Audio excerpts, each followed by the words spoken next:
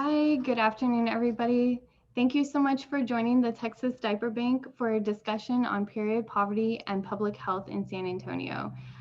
We apologize for the delay with our technical difficulties, but please bear with us as we try to continue our webinar today.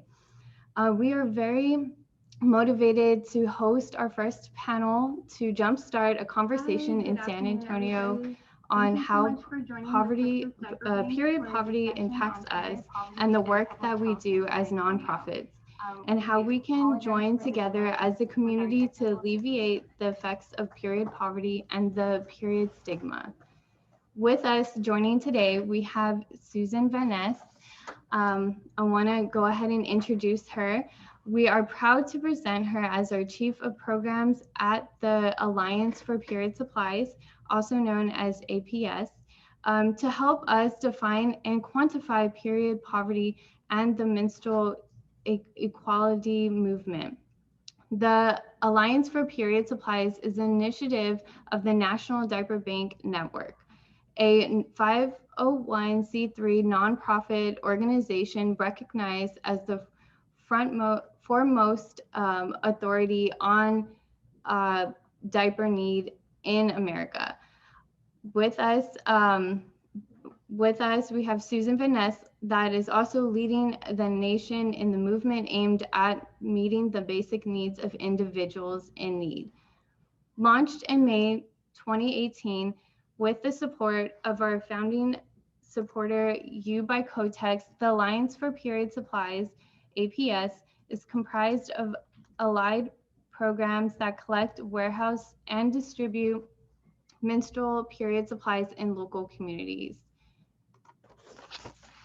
Allied programs like Texas Diaper Bank are independently operated nonprofit organizations. Each serve as a trusted community resource and advocate for individuals who struggle to afford material basic needs. We are so grateful to have the support of Susan and her whole team at APS, and we are thrilled to have her today as we get started.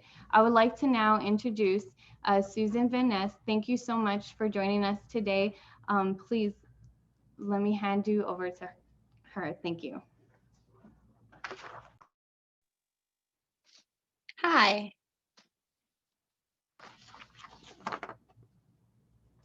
Hi, everybody. My name is Susan Van Ness. Can you give me a little wave and let me know you can hear me okay?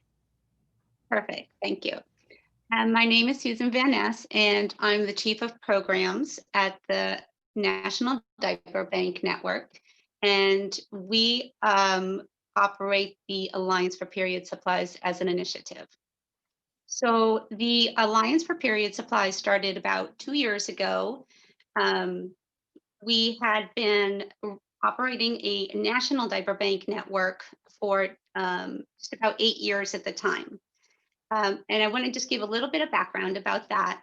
The National Diaper Bank Network is a group of about 250 nonprofit organizations that work to collect diapers and distribute them out to families that need them across the United States. So as we were working with nonprofits across the United States over these past few years, we have always focused on poverty and basic needs. We started with diapers because there were some diaper banks already operating around the country. There were large diaper banks, such as the Texas Diaper Bank, and some other ones in Texas and other countries, other states, sorry. And they were talking to each other in kind of a disorganized way, connecting and sharing ideas and lessons learned and everything.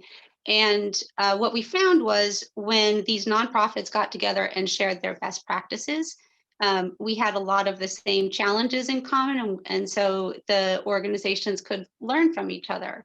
So the mission of the National Diaper Bank Network is to raise awareness and build the national capacity of diaper banks and to drive policy to affect change so that more families have access to more diapers. it was never just about the diapers. And so we knew that a lot of the nonprofits that we work with were also collecting and distributing period products, and we were waiting and thinking about when is the right time and when is the right moment to start to organize period supply programs in a similar way. And we started to do that about 2 years ago. We launched the Alliance for Period Supplies with our founding sponsor, You by Kotex, who helped us get started by committing to donate millions of pads and liners. And they were very generous in shipping out pallets of pads and liners to diaper banks and other nonprofits across the country to help them to launch the Alliance for Period Supplies, which we did with about 50 allied organizations. Today we're up to 99. I think we'll probably be up to 100 by the end of this month, working to address period poverty across the United States. So period poverty is simply not having access to period supplies. It sounds simple, and yet it's so complicated to be a person who needs period products every 28 days, more or less, for 5 days. And it's an absolute necessity. It's something that you need to function in your day, to leave your house, to go to school, to go to work. And so that's the problem, is this barrier that we work on, this sort of specific issue of this basic need that people need access to. In the United States, we thought when we started that there was already some talk about this issue, and we thought that really there would be less of an issue of stigma as there was in other parts of the world. I think we were kind of wrong about that in some ways. I think in the United States, communities were very ready and willing to start having the conversation, but it has definitely been a conversation starting. And even with that, even with there still being some issues around period stigma, but a little bit less, poverty complicates everything. And so when we think about period poverty and how that complicates period stigma, one of the things that we realized very early on was that there's very little known about who experiences period poverty and what are the rates, what are the consequences of not having access to period supplies. So research has picked up in the last couple of years some early studies that we have participated in nationally. I feel, we could say 1 out of 4 women or people who menstruate have not had access to period supplies that they needed within the last year. And so that's a pretty simple number to kind of think about, 25%, but it's kind of staggering. And we have to get a little bit more granular in the data that we're going to look at. When you think about who is specifically the population that we're talking about, so women and girls mostly between the ages of 12 and 44. Where are they? They're everywhere, right? So in Texas, that would be between the ages of 12 and 44, roughly 6.5 million people are women and girls between that age. And we know 1 out of 4 women have reported that they don't have access to period products. And we know that in Texas, of those 6.5 million women and girls of menstruating age, 1 in 5 live below the federal poverty line. It gets less, there's less known at that point. We know that it prevents students from going to school if they don't have access to period supplies. We know that women report that they have not attended work, or that it keeps them home, or that it leads to some mental health issues like depression, if you don't have access to the basic needs that you need to get out and participate in everyday life. So the Alliance for Period Supplies came into the movement for period poverty, the menstrual movement, when there were nonprofit organizations around the country that were starting to organize and collecting product and distributing it already in their community. So it's already happening. And one of the things that the Alliance for Period Supplies does, like our role in the movement, is to help organize the nonprofits that are doing it. So a little bit behind the scenes, providing technical assistance, making sure that we're building a network to share information, come up with common language so that we have a unified voice, and look at all of the initiatives that are happening around the country. There's so much happening around this issue, whether it's around menstrual equity or the period tax, or even access in schools or prisons. So there's a lot of different organizations, depending on where they are in the country and what they're identifying within their community as being populations in need, and having to kind of go out and do that assessment. It can be challenging. Certainly poverty is an issue, gender can be an issue, and race are all factors that complicate meeting this need for people in our community. But there's a lot of organizations and people that see this as an issue that we can solve, and that we can figure out the logistics, whether it's through policy or collecting supplies and distributing them out. So what we do at the Alliance for Period Supplies is the same as what we do for the National Diaper Bank Network. We raise awareness, we work to build the capacity of the network, and we drive policy change. And we do that with grants, technical assistance, we move product donations, and we kind of help the network of nonprofits talk to each other. And I'm really honored and grateful to be here with you in San Antonio, to be able to learn and listen in on your conversation. I'm happy to answer any questions at all, but mostly I'm going to probably do a lot of listening and take it back to the rest of the network. Thank you so much, Susan. And as she explained what period poverty is, we thank her for all of her efforts and everything she's doing on the national level as she impacts individuals, especially here in San Antonio. With us, we also have someone that I do want to introduce that will start our panelist as well.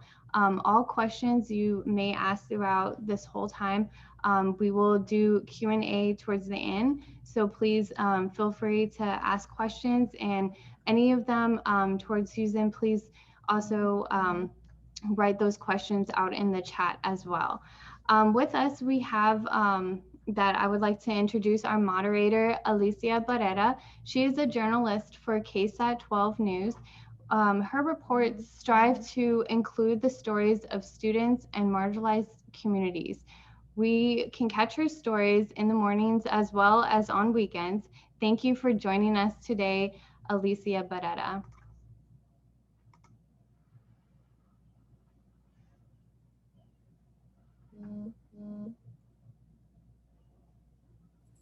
Hi, good afternoon. Happy to be here. Thank you. Thank you for joining us. Absolutely. Well, I'm super excited to learn more about period poverty, and definitely working together to see how we can build that community coalition to work against period poverty. So first, I want to introduce Ms. Kimberly Berry. She's worked to end violence in our community since 2013, when she started working as an educator at the Rape Crisis Center here in San Antonio. And she's presented to thousands of youth, parents, professionals, from topics ranging sexual violence prevention, healthy relationships, teen dating violence, sex trafficking, trauma, and consent. And Kimberly continues, she has a big passion, and that's to engage youth. And she's able to do that at her current job, and that's with the Young Women's Leadership, the Young Women's Christian Association of San Antonio. That's the YWCA. And she's able to do it through one of their programs. That's the Mi Carrera program. And it's through numerous lessons that she's led. And these involve self-worth, interpersonal relationships, what is assertive communication, to even life skills. And now she works as the Teen Dating Violence Prevention Manager for the YWCA, and she helps facilitate programs for both programming for both teachers as well as school administrators. That way they can go back to their campuses and work directly with their students, focusing on dating violence prevention. So again, I want to welcome Kimberly Berry. She's a graduate from Trinity University, class of 2013, where she received her bachelor's in sociology and a minor in women's and gender studies. Kimberly, welcome. Thank you. Hi, everybody. All right, and here we'll welcome our second speaker. We have Dr. Sarah Oswalt.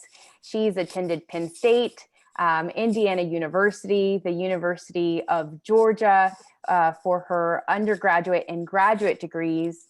She's worked as a college health educator for 8 years, and 6 of those she focused as the sexual health coordinator for the University of Georgia. And then in 2004 is when she joined UTSA as faculty for the Department of Health and Kinesiology.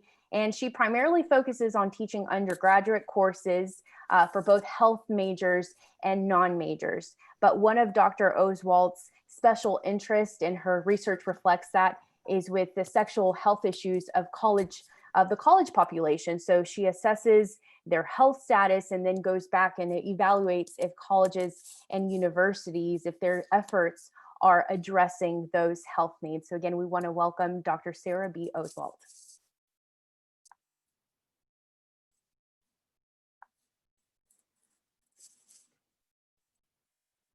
There, I think she's popping up. There we go. Welcome. Hi, thanks for having me here.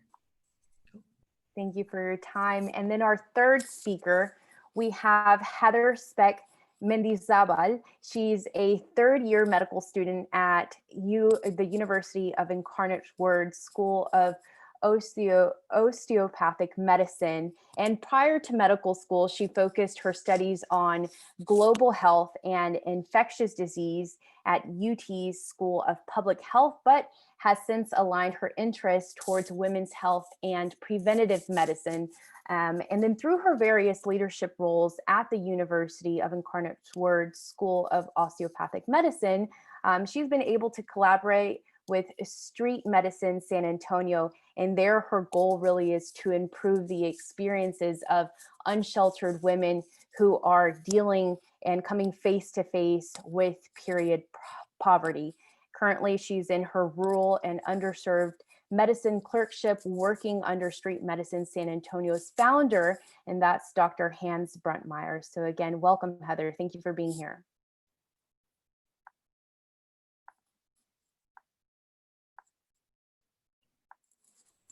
Hi, everyone. Can you hear me? Hi. Thanks for having me today. It's a huge honor, especially being a medical student. We're usually on the very bottom of the hierarchy. And so I'm really excited to be here today. Thanks. Well, thank you, ladies. And we have, this discussion that we want to learn more and dive into. So Kimberly, we'll start with you. When did you discover period poverty, and what does period poverty mean to you?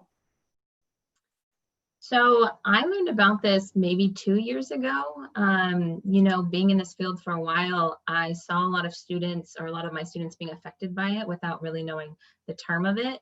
So anyone listening in, if you didn't know the name of this, that's okay, because you're probably seeing the impact in some way. And so really what I was really excited about with this panel is that we're actually talking about this in a way, because menstruation in general is something that we don't like to talk about, or it seems shameful. So as far as that, I just always try to, empower my students with that self-esteem, right? Agency over their own bodies is really important in talking about all that, to kind of help with that period poverty, even though I may not be able to give them menstrual products right then and there, but giving them that knowledge of what that looks like, of where they can get stuff, is building that confidence for our teens. And I'm sure that the earlier the education begins, it may become easier, or at least we're better informed. Dr. Oswald, for you, how is it in the college level? How does menstruation and menstrual education impact even, school age, but these college individuals? That's really a great question. A lot of people think that once individuals get to college, they know everything about sex and their anatomy and their bodies. And what I have found on a regular basis when I teach my sexuality classes is that there's still a lot of lack of knowledge at the college level. And then students often reflect on their experiences when they first do get a period, that they didn't know what it was. They thought they were bleeding to death. Because nobody had actually talked to them about it before. So I hear a lot of misinformation and a lack of information about periods and anatomy that I think really contributes to the stigma that Susan addressed earlier, that maybe we don't think we have here in the United States, but we certainly do, and how we can help make people more comfortable talking about what is a very natural biological process that half the population does. And so it is an issue in college as well as in the populations that Kimberly works with. And that's something so important. Sometimes we act as if it's something so new, but it's something so natural. So Susan, earlier you mentioned the Alliance for Period Supplies has participated in national studies. Locally, are we able to pinpoint what populations are at highest risk for period poverty here?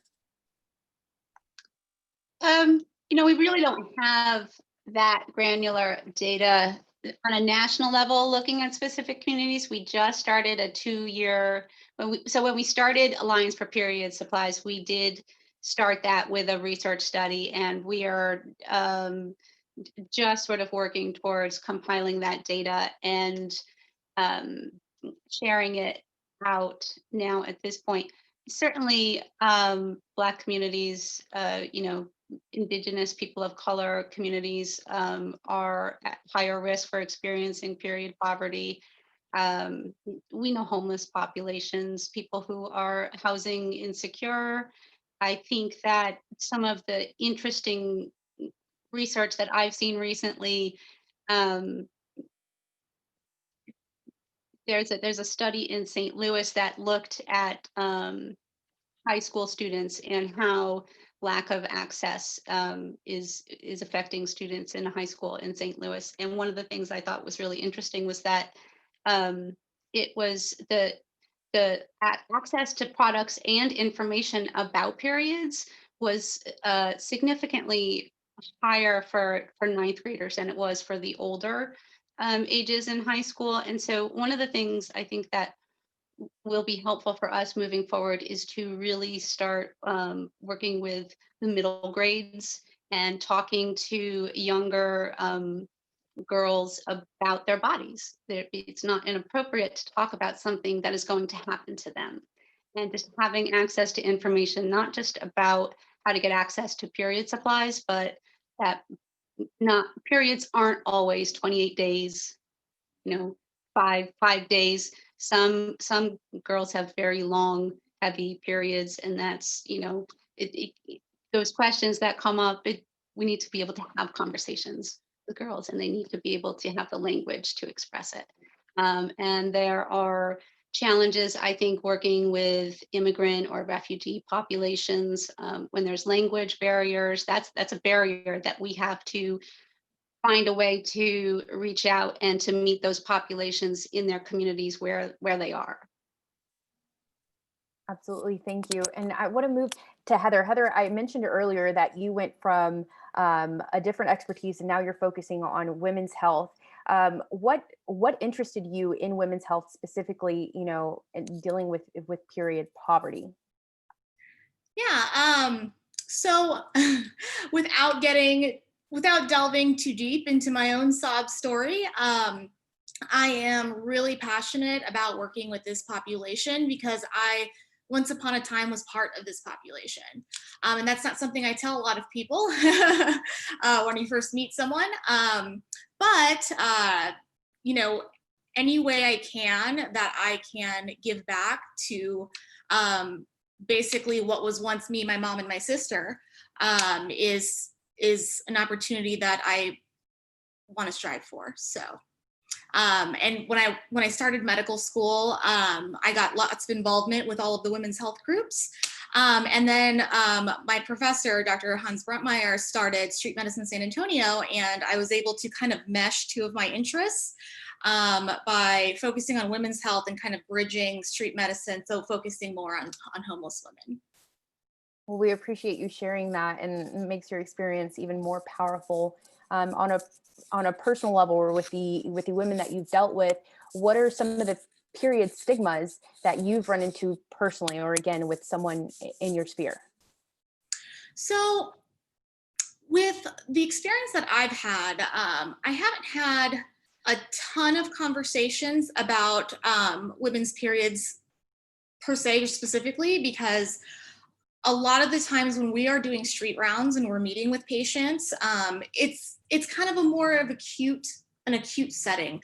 So we're definitely not doing a lot of preventative care, maintenance, or whatnot. We're kind of, doing needle exchange or wound care, or things that we can fix really quick so that they don't have to go to an ER, for example. So I haven't had a ton of this conversation. But there are so many things that we take for granted, as I'm assuming all of us here have the privilege of having running water, internet, electricity, private restrooms. And in that mindset of recognizing my privilege, I did have one eye-opening experience that kind of redirected my thoughts, in that I'm always thinking about sustainable hygiene products and spreading education and spreading the word about, hey, pads and tampons are not your only options. There are things that don't end up in a landfill that you can use. And in my mindset, I remember early on in medical school thinking, well, we have to figure out how to give sustainable hygiene products to this population, because they won't have to buy tampons if they have one cup that lasts them, 10 years or whatever, however long it takes for silicone to degrade. And I brought this up to a homeless woman who was a guest speaker for us for an event. And I asked her, I said, would you use this product? Would you use a menstrual cup if you were taught how to use it? And she blew my mind by saying, actually, no. I wouldn't. I want disposable items, because part of being homeless is every single day I'm running the risk of being robbed and my items being taken from me. And in my privileged mind, I didn't even think about, oh, wow, that's right. Your personal items might not be yours tomorrow. So it doesn't help a homeless woman to give her washable pads, or it doesn't help her to give her a cup and teach her how to use it. She wants the disposable items because it's disposable. And that completely was huge. That's something, of course, that, like you said, from a space of privilege, perhaps we don't think of. And even that's with adults. And we just imagine with children, even, me as a teen, these conversations were uncomfortable. So Kimberly, what do you see, maybe those stigmas within the teens that you work with? You work with these young ladies. What do they share with you? I mean, they love to talk about it when I give them that safe space, of me in there. But just a lot of shame, them joking about how my mom gave me a box of tampons and said the instructions are inside, but it's like, I didn't understand the instructions. And it's like, can I still ask her a question? It's just a lot of stigma around their body and not feeling comfortable, especially when we're talking about different types of products, and even some girls telling horror stories of starting their period for the first time, going to the school nurse, and the school nurse giving them a cardboard type of tampon to use, and then being like, I don't know what to do with this, right? And so just not only giving them products, but giving them products that are accessible for them, I know sometimes as schools, they try to cut budgets on certain things, but it's as far as menstrual products, it's important, especially when we're talking about self-esteem, giving them choices, giving them winged pad options or different types of tampons and different sizes, and talking about that. A lot of it too with relationships. I talk a lot about relationships with a lot of my teen girls. And again, they'll talk about the shame of I don't want to tell my significant other, my boyfriend, that I'm menstruating right now. That's uncomfortable, or it smells weird, or different things like that, that just create shame and creates kind of a disconnect with their partner. are you able to make them feel perhaps a little bit more comfortable, like through the, because it's obviously not going to be overnight, right, where you help them be more confident in themselves and something that is just part of our womanhood, right? So after educating them, how long does it usually take maybe to see that difference where they're kind of like owning it and feeling more comfortable at least to speak about it or ask those questions? I mean, usually when I do have these conversations, it is kind of like in the group of them being like, this was such a good conversation, and in my head, I'm like, I didn't plan to have this conversation at this group setting. But it came up and it was relevant. They all were able to vent, which is really important, or kind of share their stress or, like you said before, their shame with it, and knowing that like, I'm not the only girl that feels shameful for this. I'm not the only girl that takes my whole backpack with me to the bathroom when I don't want to just carry my pad in my hand, right? And so just in that first session, just seeing them feel more comfortable with each other and feel connected with the other girls and feeling a little less shameful about bringing their different products and having questions that they all kind of have. Yeah, it kind of shows that we're not alone in this. Thank you so much. Dr. Oswalt, there's an assumption that older people, we know everything, we're the gatekeepers of menstrual education. Definitely not. That's why we're all here today. In your expertise, what bias could we run into? Through your expertise, what have you seen? What bias could we run into by relying on adults? Well, I think it's hard for adults to kind of have these conversations as well. I mean, Kimberly's talking about the challenges of youth and talking about sex and bodies and all of that stuff, but I don't necessarily think that diminishes as one gets older. And people as parents, parents, caregivers, and guardians, we have to become more comfortable having these conversations as well, so that the youth are able to come to us. If I'm giving my child the box of tampons and saying, go figure it out yourself, because I'm uncomfortable with the topic, that doesn't help that person, right? And they're not going to come to me for other issues that they really need to talk to me about as well, not just periods. So at the period conversations, and I like to always talk about it being more than one conversation about these topics, right? It's not just one conversation about relationships or sex or periods. It should be a multiple check-in, right? Young person in your life gets a period.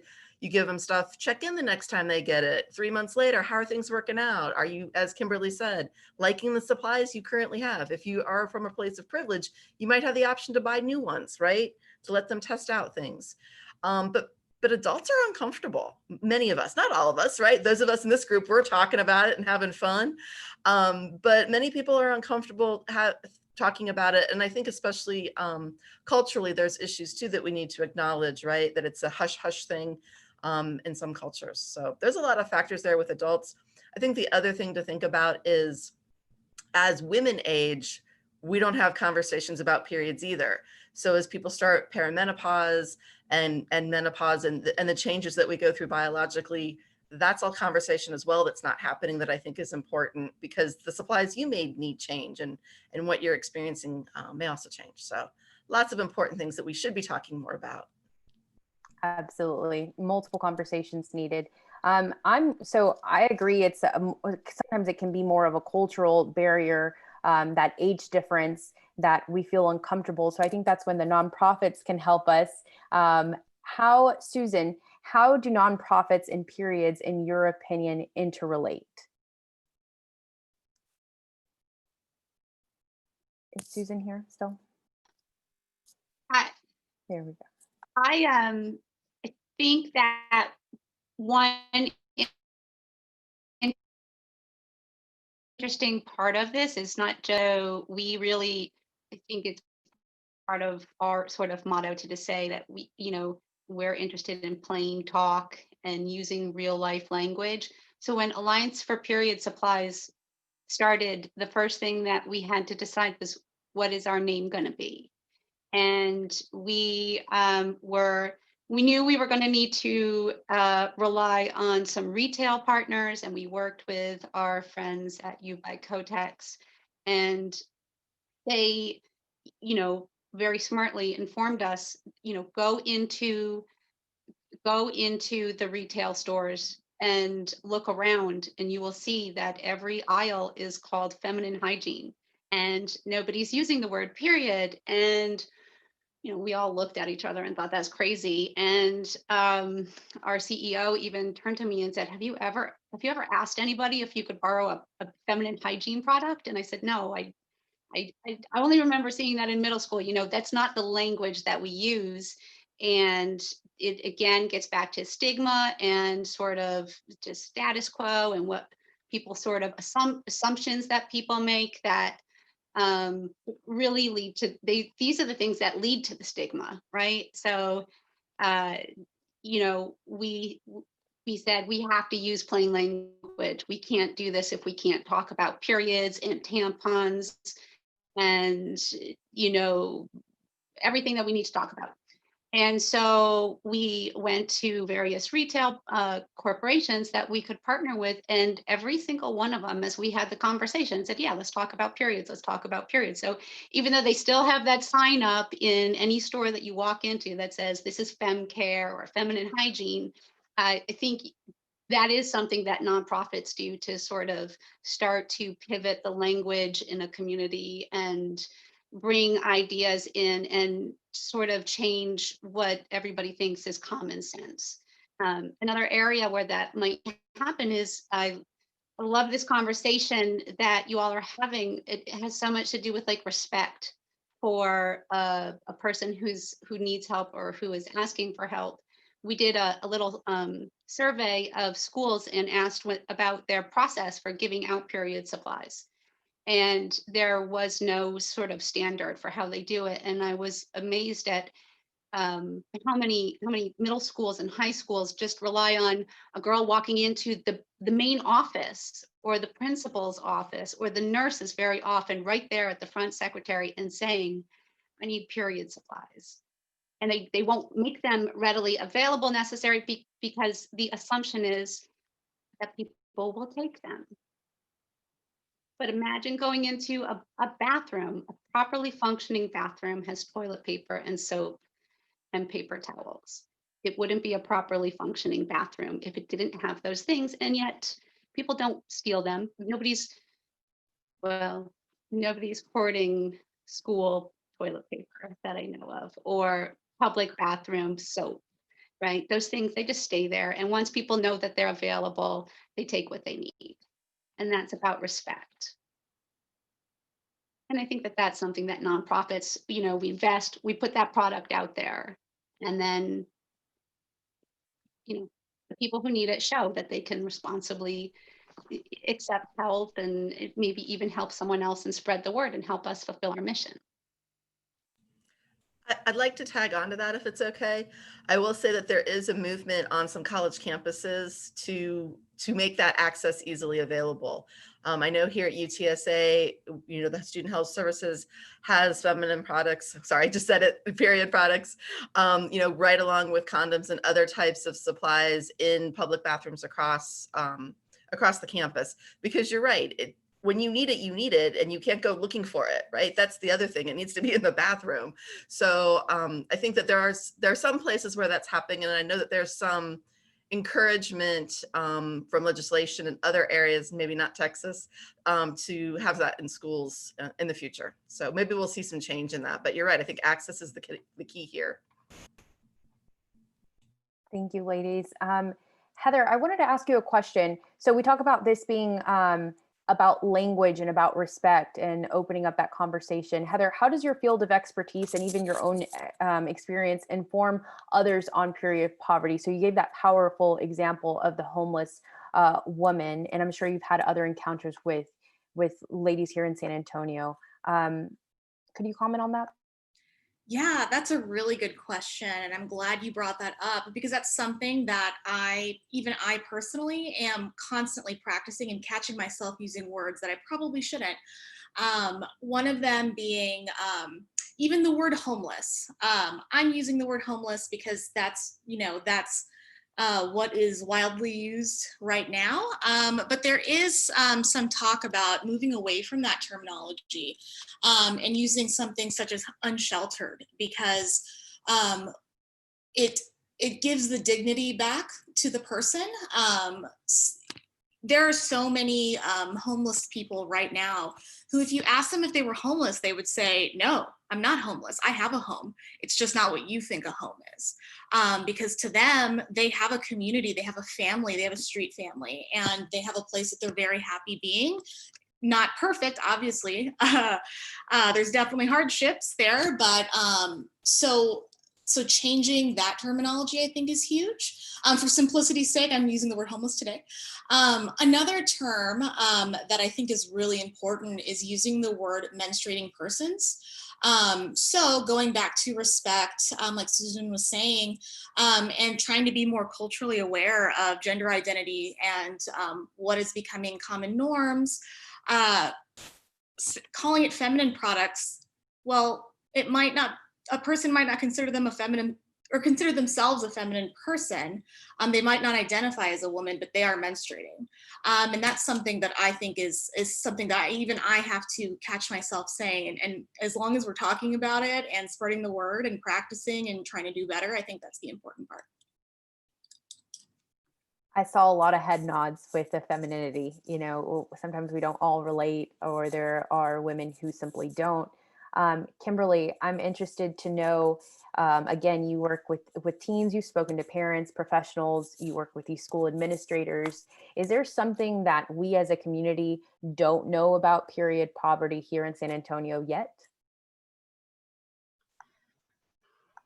I mean, I think something that Susan kind of touched upon that I really want to stress in this is that the littlest things that you can do to help address this is a step forward, and helping at least one person is really helpful.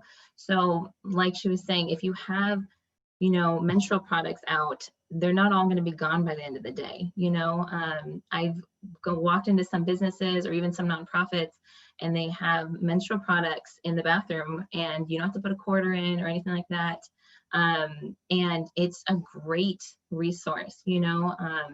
I know not all nonprofits have budgets for that kind of stuff, but I mean, as far as like cleaning supplies go, right? Like there's always some kind of thing that we can talk about, like with our budget, like how do we want to use this money? Because this can be really helpful, especially if we're working with populations like unsheltered people, right? Where they do maybe need these disposable products. And so having that there and they can take a couple is really beneficial at the end of the day. And so especially with schools, right? Giving better products and not just like the cardboard type of products that maybe adult women could like sacrifice and deal with, but young teens do not want to use, and just very much makes it seem so much more uncomfortable. So I definitely would like to see more businesses or schools or nonprofits having these free products out, because it's not going to drain your budget, but again, it's going to give some dignity back to people or back to our clients that are really needed. Absolutely, and all women deserve that. I do want to make an invitation to everyone watching us on YouTube. Thank you again for tuning in. We do invite you to ask your questions, as we'll be sharing those with our speakers here, our experts, to learn more about this. And I do want to ask, this is more on a personal note, Dr. Oswalt, if we can start with you, I hope that's okay.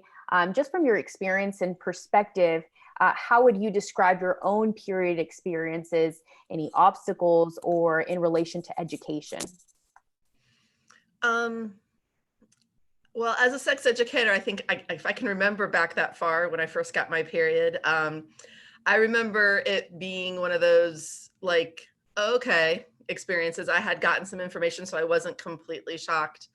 I will say that I have a daughter who's menstruating, and that has probably been like, I'm like gonna pat myself on the back a little bit. I think about how I've handled that, because I felt very, very prepared, and I feel empathy for parents who aren't as comfortable talking about these issues, because she was kind of like, oh, okay, no big deal, right? Had period products with her at school for 6 months before she got it.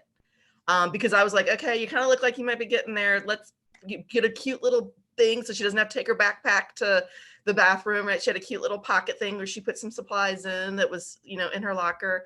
And so she was prepared. And I think that's one of the big things, is how do we prepare our young people for this experience in ways that doesn't make it a stigma, traumatic. And honestly, she's kind of like now, you know, she's had it for a couple months and she's kind of like, okay, whatever, not a big deal, just moving on with life. So I guess I kind of want to reflect on both of those experiences that I think, you know, having that education and that conversation allowed me to present that experience to my daughter, which I don't think is what many women get. And so if we could have that conversation with parents to help them understand what the needs are, I think that could be really helpful. Absolutely, because there comes a point where for everyone it's been uncomfortable if there's a leak or you need a product, and being comfortable enough to ask someone or just roll with it, right? Yeah, and I would also add that I think the other thing is, you know, leaking is normal. That's the other thing we got to get over, right? It's gonna happen. So let's teach you how to wash out your underwear and your clothes and move on, right? We can't make this, it just happens. I think, you know, but that also is really traumatic if it happens in school, right? And how does that work? And there was a great story, I can't remember if it was this group we were talking about it, where a girl got her period at school and the popular girls gave her like a little sweatshirt to tie around her waist so nobody would see it. And she was like shocked that another girl took care of her that wasn't part of her group, but another girl that was, you know, had better social status, to say, because she understood the need, right? That's the other thing that I think that as we think about these topics and these conversations, we all need to be supportive of each other getting through these challenges, because it's normal, right? Everybody's going to have that. And so how do we help people when that situation happens? Absolutely. Kimberly, what about you and your personal experience with periods? My mom did not talk to me about this. You know, it was something that she was just like, here's some stuff, figure out what you like, and never talked about it. But also at the same time, I remember in like, I think freshman year of college, I was at Disneyland with some friends and I didn't think I was going to start my period, but after like a roller coaster ride, one of my friends was like, like you're bleeding, like I can see it. And I remember that was the first time I actually like bled through my pants, and I was just like mortified. But then luckily the friends that I was with was like, it's okay, it happens, right? It's kind of similar story that Sarah was sharing, where one of my friends gave me her jacket. And it was just one of those things that I felt like heart in my stomach, right? Like so, and then they made me feel so okay about it. Like I thought like, oh, I have to leave now, I can't finish Disneyland. And so it was one of those experiences that I'm like, I'm really happy that I had supportive friends at that time, you know, that really didn't make me feel self-conscious about it or gross about it, because it happens, you know. It's kind of like if we sneeze and other stuff comes out, like it's just natural, and it's like we just got to clean ourselves up and it's okay. So definitely I really support parents kind of trying to have these conversations, because you know it can be a little uncomfortable, but the more we talk about it, the less uncomfortable it'll be. And we carry those experiences with us, you know, it as little girls, teens, to adulthood, definitely. Heather, what about for you, if you're comfortable sharing your period experiences and or obstacles? Yeah, I have to tell you guys a funny story first. I was 11 years old when I got my first period, and it was on April Fool's Day, of all days. So you can just imagine how horrific that was, telling my mom that I got my period, and she was like, yeah, right. So, okay, aside from that, so I'm a little bit of a special case. Some may say I've been pegged to be an OBGYN my entire life because I have always been fascinated by the human anatomy and the human body and the reproductive system. And so even when I was 7 or 8 years old, I was reading books on periods and the reproductive cycle. And that was not pushed on me. That was just something I was so genuinely fascinated with. So I had like so many books already when I was a kid. And I know this sounds ridiculous, but you know, when you're a child, you always are looking forward to growing up and you can't wait to grow up. Don't do it, it's not fun. But I was that little kid that couldn't wait to get their period because I had read for years about it. And so I couldn't wait for mine to happen. And so kind of like Dr. Oswald's daughter, I was ready. I tried to have stuff with me a few months leading up. And then when it finally happened, it was April Fool's Day. So that was funny. But now as an adult, I've always kind of carried the torch of being obnoxiously shameless about talking about these things, because I've always wanted this stigma to go away. And I was really excited to be invited to speak today, because I was like, oh my goodness, finally they're asking me to talk about periods by people who care. So that's my end, a little different. Thank you so much, Susan. We're interested in hearing from you. With your expertise and just working with nonprofits and helping. What has been your experiences? Any obstacles or just the education behind periods? So I will say, first of all, I was blessed with an older sister, and you find out everything when you have an older sister. I have an 11-year-old daughter who has not started her period yet, but she's growing up in this house with this mom. So she not only knows everything, Heather, what you were saying sounds so familiar to me, because she loved Magic School Bus.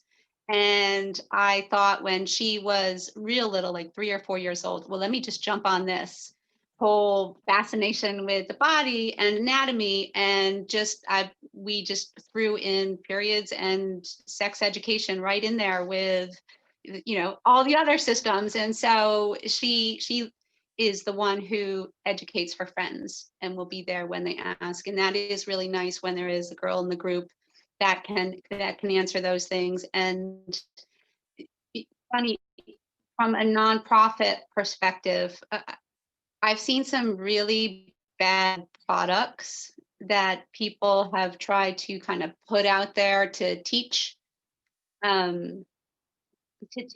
girls about periods.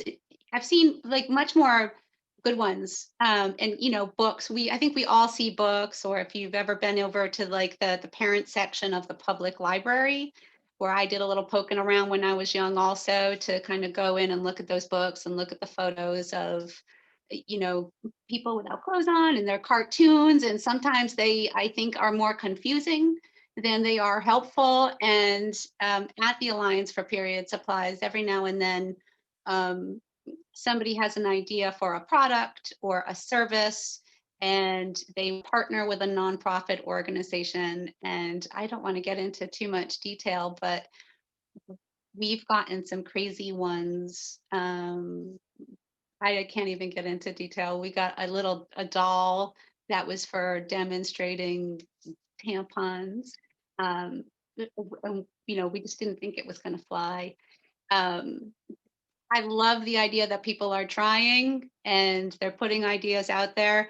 It really requires you all, the people like you that are having these conversations and opening it up and saying, let's consider that word, right? Like, I really love hearing, like, let's consider that word homeless. We're still going to keep using it in this conversation, but let's like put a pin in that and be like, hey, let's ask people what they need instead of othering people. And that's what a lot of nonprofits can do. So even if a nonprofit is not giving out period products, sometimes they might say, well, we don't want to ask if people need access to things because we don't have the product to give them. And it's just gonna make them sad or angry. And then it's like, but they need it. So even if you give out period products and you run out, it's still good to ask people how they're doing. Do you have the things that you need? Do you have, period products? Do you need more? Do other people in your house need them too? If we don't ask and have those conversations, then people don't even feel seen, and we can't help them. Susan, quick question for you. How are we able to, we're getting some interest, how do we access the data to learn more about the statistics of period poverty through APS? So we have state statistics on our website. You can always, there's a contact page, you can ask about that. I think that following I would say follow Alliance for Period Supplies, but also follow, any of the period supply programs. There's 7 of them in the state of Texas. There's Texas Diaper Bank in San Antonio. Follow them on social media. It's because that's where they're going to be sharing the latest research. So following them on Instagram, on Facebook, on Twitter, and getting involved in the conversations and asking questions and participating in that public conversation is people are going to share the links to statistics and research and, especially about specific populations. If you're interested in working with older people or students or Black people, there's a lot of room, and there are already a lot of organizations that are approaching things in a particular niche or by a particular interest or passion, period poverty or policy. So I think just joining in on social media is probably the easiest way to stay informed on what research is coming up. Thank you so much. And perhaps this next question is one that any of you can answer. Kimberly, perhaps we can start with you. How do we engage? It's a question from YouTube. How do we engage key members in our communities, such as our teachers, school nurses, social workers, to talk about periods when we don't have that trusted adult to talk to us through the first period? So of course, for these teens. I mean, I think a lot of teachers see this as an issue. I think a lot of their students sometimes will tell them awkwardly, like, I need to go to the nurse, right? With like big eyes. And so it's like, I think a lot of teachers in a way kind of know that this is a need, men and women teachers, we'll talk about how like this is something that they see a lot of, their students suffering, like some of the girls feeling really, ashamed or awkward about different things like that. So I don't know how much about engaging teachers, but as a school, are they putting their budget to having these products, right? Because I don't necessarily want to ask teachers to buy this because they buy enough stuff as it is. But I think as, maybe district, as far as we're talking about like health, our nurses really having stocked of, tampons, pads, and other things like that. Are they talking to them about this, or are they just giving them a pamphlet? Because from experience, teens do not read pamphlets all the time. And so it's really helpful to kind of have that conversation, even though maybe the teen's uncomfortable to talk to them. It's still important just to give them that information, because even though it's uncomfortable, they're listening. And so if they're telling them the right information, that's important. Or if they're telling them, here's this place that you can go to. As a nonprofit, we try to connect our clients to a lot of different opportunities because maybe we don't have that. So we constantly refer clients to like Girls Inc. or Healthy Futures or Texas Diaper Bank, right, for these products, because maybe we don't, but we know another agency can and will help you with that. So even if maybe schools kind of don't want to increase their products, at least they can hopefully refer their students to maybe different places to where they can get better access or they can get these products for free. Thank you. Dr. Oswald, I'm intrigued, wanting to learn more about your role as faculty for UTSA. You've done research, talked about the health needs of these college students. Have you had conversations with them, and how is it that perhaps college professors maybe not provide those products, but definitely provide that safe space if you need help or education on period? I think that it'd be great if we did that in college classes. I think my class teaching sexuality is probably unique in that I get more people actually coming and talking about it. I think if you're not going to go to your math teacher, your math professor, and have that conversation, because in the college environment, right, there are other ways that you can access that information as needed through student health services, because we do have comprehensive health services on campus, counseling centers, things like that, that if there was needing to be a conversation. I do think that, as I mentioned earlier, UTSA does offer free product in some bathrooms across campus. And I know that there are other student organizations interested in continuing that and expanding it. So I think that the environment in college is different than for a lot of younger youth because you are on your own. but that also adds a layer of complexity because you're often then financially on your own as well. So the period poverty becomes potentially more of an issue depending on your financial status and what support you may be getting from family. And if that support has dwindled because you're now in college, you may experience period poverty when you never did before. And so that can be a challenge for students, I think, with what I've heard them talk about. Absolutely. On a personal note, I remember being in that situation, never having dealt with needing more period products, and got to college and I was on my own and I didn't have enough money. So thankfully roommates, teamed together and supplied for that month, and, we carried on. So definitely a need in college as well. So I have a question here for Susan. Could you talk a little bit about any policy work that the Alliance is engaged in? Sure. So I think one area where some policy work that a lot of state coalitions, I'm not speaking for Alliance for Period Supplies because we can't take credit. There's so many different organizations that have worked to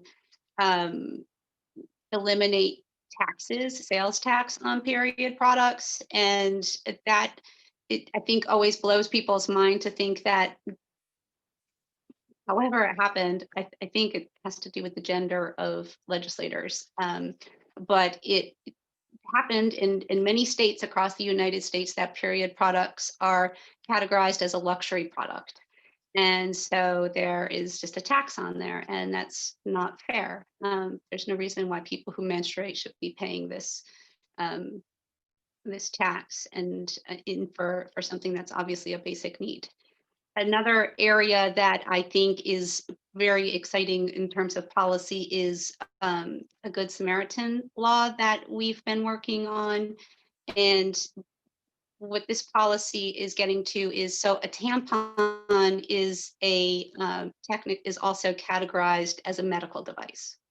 And you all know there's that little piece of paper in there that warns about toxic shock syndrome. And so there are liability risks for manufacturers to donate product if the package is opened. And that's something that we have to think about from the nonprofit perspective in terms of liability. And it kind of seems like a no-brainer to say, let's just release the donors from liability. If they're donating period products, including tampons, and they're all individually wrapped anyways, we could just take that information about toxic shock syndrome and the little photograph of the woman from the side, that has all the instructions on everything, and we'll just print it on a piece of paper and put it in the kits that we're creating, or put it on a sticker. We could figure out a way to get that information out also, and make it easier for more manufacturers and retailers to donate tampons. But we're not quite there yet. That Good Samaritan law still has to go through the process. Thank you so much. And I want to go through some of the comments here on YouTube because they're great. Says Heather, I want you on my team. They're wanting to know if we can include links and contact information for our guest here, whoever's comfortable with that, because they want to keep in touch and learn more. One, I agree. I'm so sad that I never got to take a class with you, Dr. O. I agree. I wish I had a teacher like you. That would have been amazing. And then one here remembers trying to get out of PE swim class due to periods. So again, we just see how many people, of course, this is something we all relate to. We've all been there. I had a question following with a toxic shock syndrome. Heather, is that something that when you go out and speak to the community and, educate, is that something that's also part of the education aspect? So I don't have a ton of experience, truthfully speaking, on dealing with that with the homeless population, but I will say that it's definitely a risk that needs to be considered seeing as if you're a homeless woman and you have to decide between spending $7 on a box of tampons or spending $7 on dinner, when you're strapped for cash like that, you're going to try to keep or make those products last as long as possible. And that's very dangerous because obviously if you can't afford more tampons, you're going to try to stretch those tampons for as long as possible. So that's one risk in general. Two, if someone, say, has a substance abuse disorder, and I'm not saying every homeless person does, but it is a big component of that population. If they have a substance abuse disorder and they're maybe not in the most coherent state, and they might forget a tampon might be in there for a while, that's also really, really dangerous. So these are things that absolutely need to be talked about and addressed. So I'm glad you brought it up, but I personally haven't had a ton of experience having that specific conversation yet, but I will.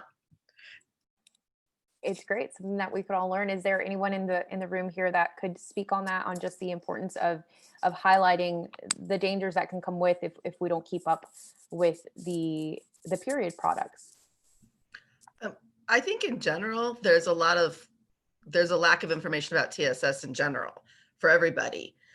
So I would say that it's not just the unsheltered population that needs to be reminded, or people who are struggling with period poverty, but all women, all individuals who menstruate need to be thinking about changing that tampon on a regular basis. Because I don't want to say we haven't scared them into it, but I don't think there's conversations, right? We're not talking about periods. I don't think we're talking about TSS either.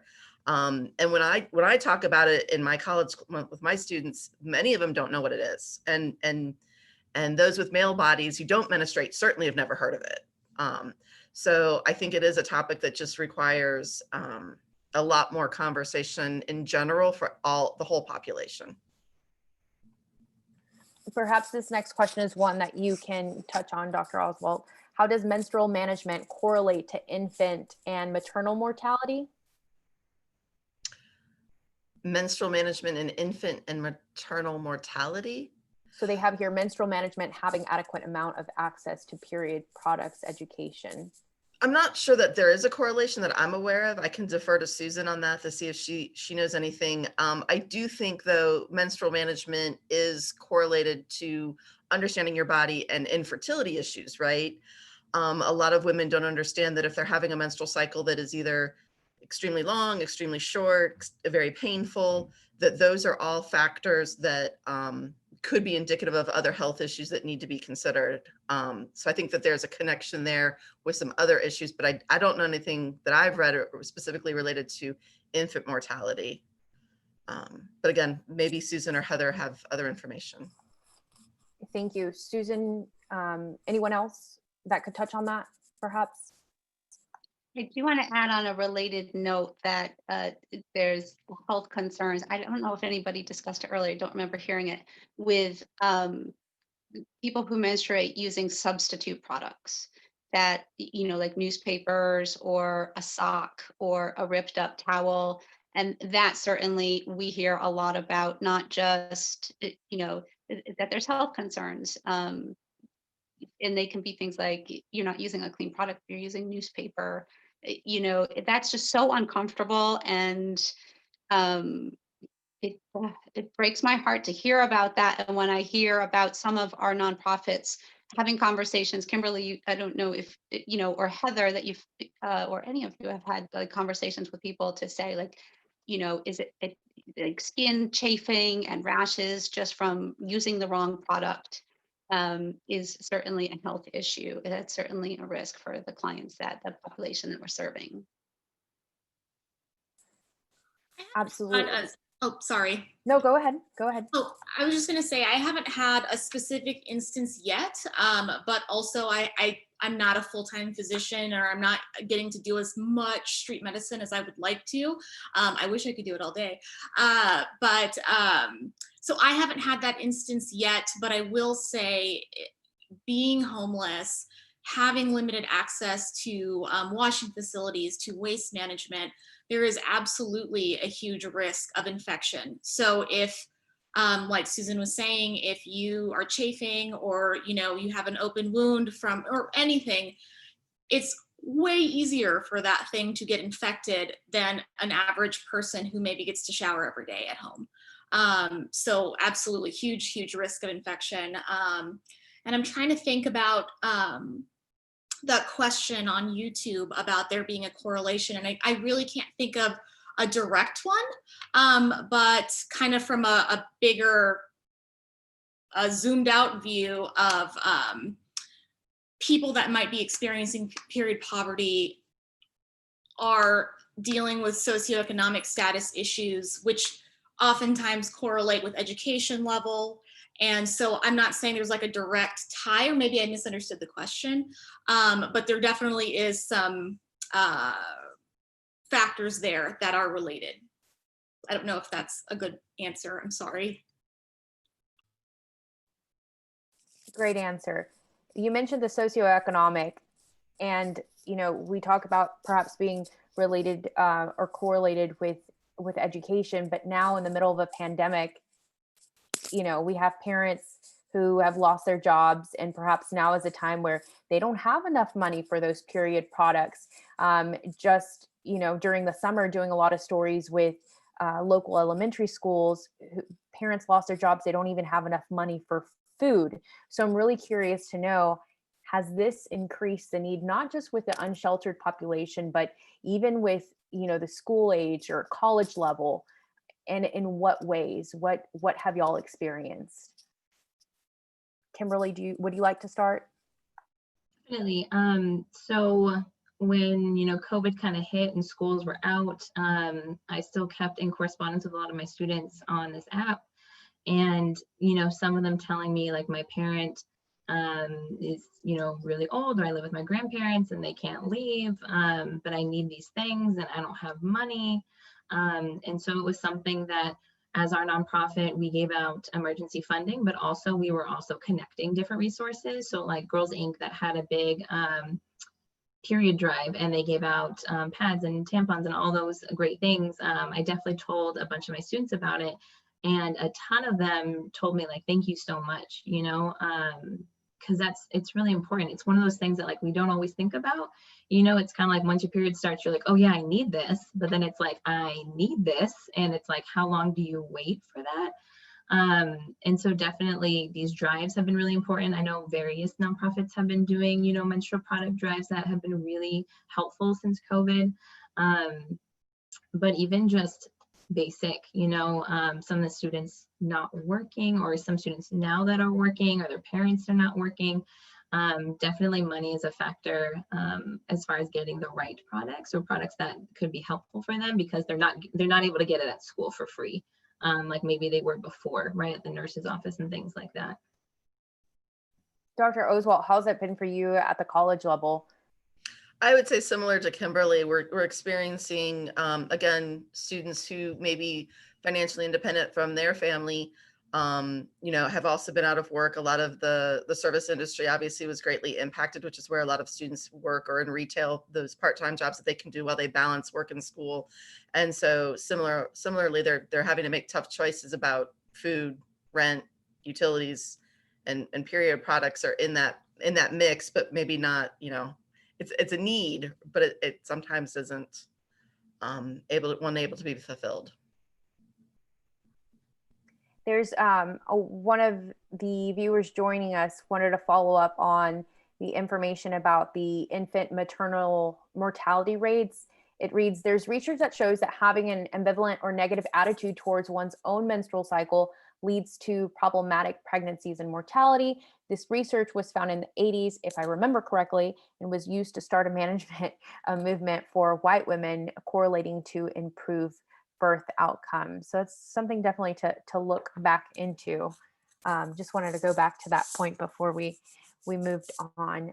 Susan, were you able to comment, and perhaps if you've seen an increase just with a variety of demographic of families that need help right now, or even with organizations needing more period products? Oh yeah, there definitely is an increase. I mean, there's a lot of problems and challenges around the pandemic and, schools being closed, and even where you did have places where, maybe students had access and now they don't. So the good thing is that organizations like the Texas Diaper Bank collecting period supplies, they're already doing the work. And then when the conversation comes up, okay, how do these students get the supplies now? Well, there might have been other programs in place there for basic needs or food distribution. So in my community, there was a coordinated effort, just like families get access to like coats in the winter time,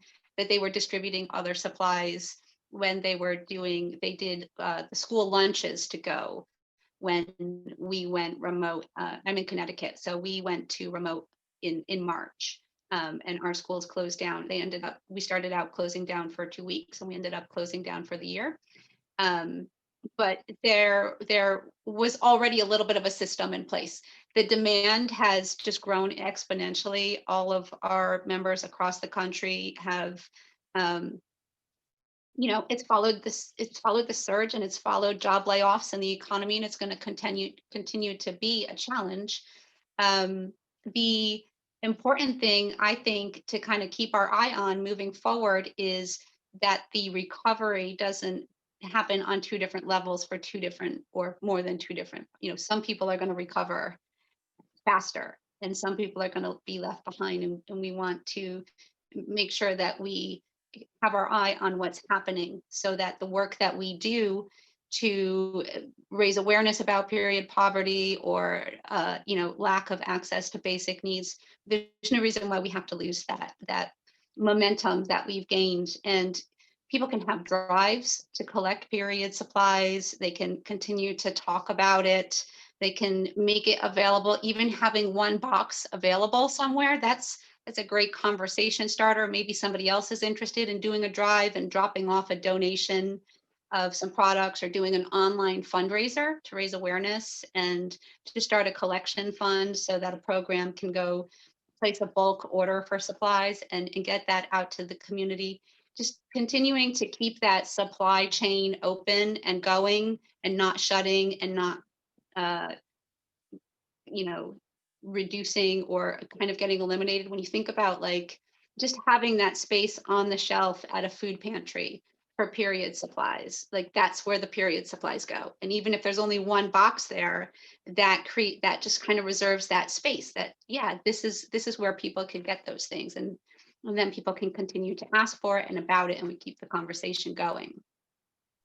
And that's key, keeping the conversation going and not forgetting about it, even speaking and, having this community involvement with small businesses. I know here in San Antonio, a few years ago, I saw that a local nail shop, what she was doing, it was owned by a woman. It is owned by a woman, and she had a period product drive. So if you brought products, then she'd give you a discount on your manicure. So of course, she ended up having, a great turnout. And she did focus her efforts on the Latinx and communities of color. And here we have a really good question. What is being done to help and provide to Black, Latinx, and communities with people of color that are dealing with period poverty the most? I'm not sure who would like to answer this question. Heather, Kimberly? You know what? I can't think of anything off the top of my head, and that's really unfortunate. So I'm glad that that question was asked, because now it is, we all have to think about it and do something about it now. But I can't think of anything off the top of my head. I'm sure I'll think about it at midnight tonight, but. No problem. Kimberly? Just thinking the location of like the drives that I've sent out to a lot of my youth, I don't think any of them have been done on the east side, which, is more predominantly our Black community members. And that's unfortunate, because we don't necessarily want someone in the community to have to drive 20, 30 miles, to get this. Or if they don't have a vehicle, how are they going to get to this, far location? So definitely, yeah, we need more drives or different locations or different businesses, especially in different parts of San Antonio, to give these products out. Yeah, I think oftentimes, and just speaking from the media perspective, we cover one story, and unfortunately, sometimes we think that that's going to encompass everything, but it's topics like these that we need to keep on top of and continue these conversations. Again, at the beginning, we mentioned that community coalition, and that's what we need for the to get that menstrual justice, because everyone deserves it. So I think this is so powerful. Dr. Oswalt, would you like to comment on that question again? What's being done to provide, perhaps at the UTSA level, to Black, Latinx, and communities of color dealing with period poverty? I don't think we have anything specific either. I think it is more of a generic kind of all UTSA student inclusive. But as Heather said, it's now kind of put that idea out there that, oh, we probably need to look into this, and where across campus are we distributing those, and is it going to be equal for access to everybody, or maybe we need to make sure there's more in other areas. I think, sorry, I'm just going to add on really quick. This is not addressing that question specifically, but now my wheels are turning. I've got a lot of ideas. Not a lot of time, lots of ideas. So one thing that we've been doing on campus at UIW, School of Osteopathic Medicine, is, well, with the women's health clubs that I was in, is we were continuously having feminine hygiene drives on campus. And so there was always like a box that people could put tampons and pads in. And the whole idea was creating little kits that we could hand out with street medicine. So if you do see a woman, say we all have stood at a red light and we see a homeless person there. And sometimes, we have little car packs that we'll give, but having little assembled kits of feminine hygiene kits, I think, is extra important to just keep in your car. And then if you see a homeless woman, you can hand it out. Now that doesn't fix any big problems. That's just putting Band-Aids over situations. But now I'm kind of thinking, well, we need to do these drives and maybe donate them to the schools, not just the street medicine crew, but maybe schools on the east side, on the south side, which is the community our school serves. So sorry, I had to say that out loud. That's great, because we know that universities or just schools have these clubs and they call for certain groups, right? So like the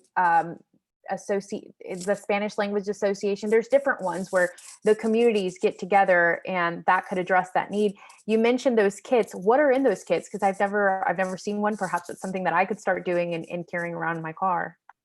Yeah, so the kits are super simple. Think about when you go to the aisle of Target or wherever, H-E-B, whatever, and you see the little travel size kit things. It's kind of like a Ziploc bag of just those items. So we'll put like deodorant, body wash, a razor, pads, tampons, socks. Socks are a big one. I didn't realize that, but the homeless community really values socks in those kits. But then also thinking about, from a sexual safety standpoint, putting condoms in there. So yeah, it really can just be a bunch of just basic toiletries that you would put in your travel bag. But, having a drive with all of those items, you can kind of, I didn't realize about the tampon, Susan, that there are medical devices, because we will take individual tampons and put them in the kits. Now I realize that might not be okay. We're just not going to talk about it. Nobody's done anything about it. Keep doing it. Okay. I do want to say that, I know, Heather, you were saying like it's a very individualistic of like just giving out these tampons and stuff. It's a bigger problem. But I remember a couple of years ago, there was a video that went viral of this younger boy having like pads and tampons in his backpack. And he was saying like, anytime my girl needs it, she always knows that she can check my backpack. And I remember, I didn't actually see it. A student of mine showed it to me.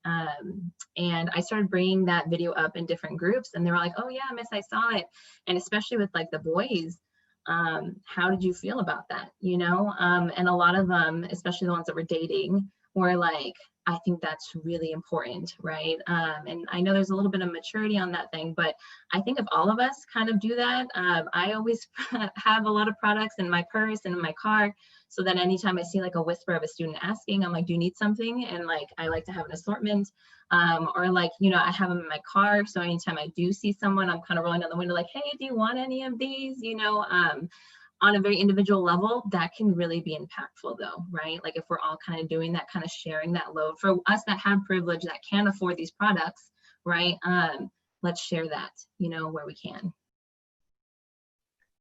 You touched on a whole different important topic of educate, not just having these conversation with women, but our young men. This is so important because it, you know, I remember being uncomfortable talking about it in class, but I can't even imagine how different my first period would have been if one of the boys had something that I needed. That is so, so powerful. There's a question here for Susan. On a national level, what is being done to bridge the gap in this disparity we see among adequate access to period supplies and these communities of color? I think that one of the most important things that we do when we start to, and starting is, you know, far too late. We're late to the game. We should have been doing this a long time ago, because we know that racial inequity is entwined with poverty, and gender issues. But I think we have to, you know, if we're going to serve a Black community, we probably need a Black period supply program leader to design the program. So I think at the Alliance for Period Supplies, what we'll be focusing on increasingly moving forward is our leadership and our training, and making sure that we're reaching out to organizations and individuals in communities, and intentionally prioritizing resources, whether it's product that gets donated through us or cash. I think that's really important to sort of look at what communities need to support the people in their own communities, and make sure that we can provide those resources and kind of create the space for them to have their voice and their time to talk about what they need, both to their community and also outward, and have a network where a community can support each other. So, you know, there are a lot of groups that we're kind of talking about, whether it's Black, Indigenous, people of color, Spanish-speaking communities, that are probably needing space and resources to get together and say, okay, what do we need and what can we do to support each other? And that's work that we can all be involved in learning how to do better.